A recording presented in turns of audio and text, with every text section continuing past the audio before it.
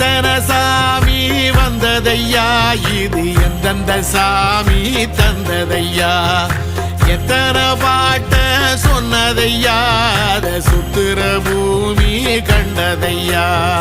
அடிச்சு வீசும் காத்துலையும் அந்த தகப்பனாச சுத்துதையா, பிடிச்சு பூக்கும் விதையிலும் ஒரு வம்சத்து கதையே உள்ளதையா,